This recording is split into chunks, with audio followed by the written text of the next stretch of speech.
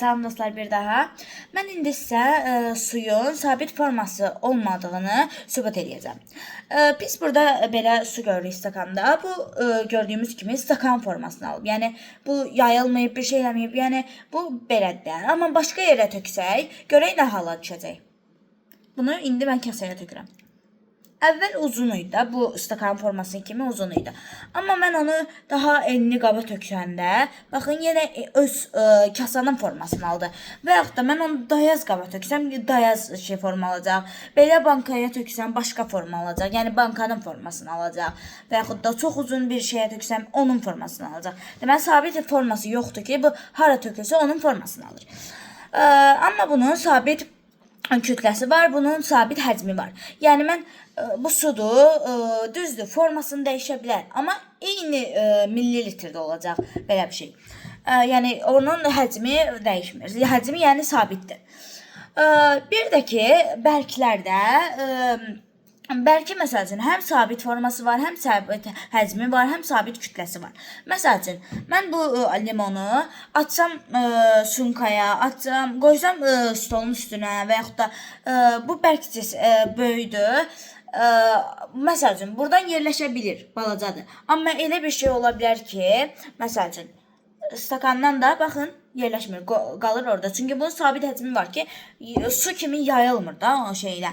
Yəni bunun sabit öz həcmi var, forması var.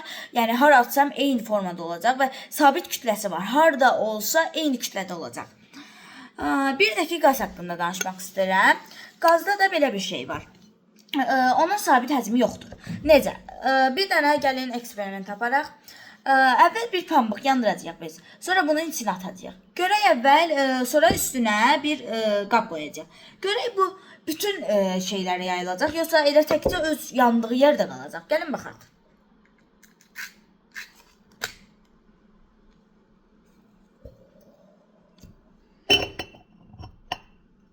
Baxın. O yandı, artıq birazdan tüstü çıxır və artıq bu bulanmağa başlayır. Baxın.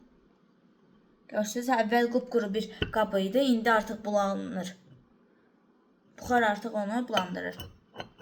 İndi biz bunu açaq. Bu deməli gördük ki, bütün şey etdi də. Düşünə bilər ki, onda deməli şeyin həcmi budur da. Amma xeyr, baxaq. Bunu bağladıq, indi bunu elədik. Baxın. Həm də bunun içindəki tüstü yayıldı. Deməli, bu çıxdı, şey oldu. İndi baxın, elə bu qədərdir. Deməli, sıxıldı buradakı. Bayaq elə bir yayılmışdı, indi sıxıldı.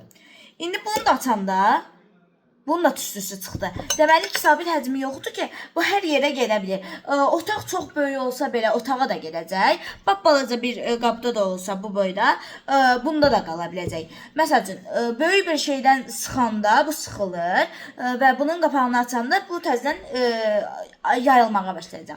Deməli, biz öyrəndik ki, suyun sabit forması var.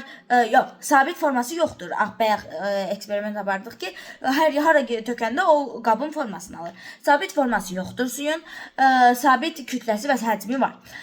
Bərkin sabit kütləsi də var, sabit həcmi də, sabit forması da var.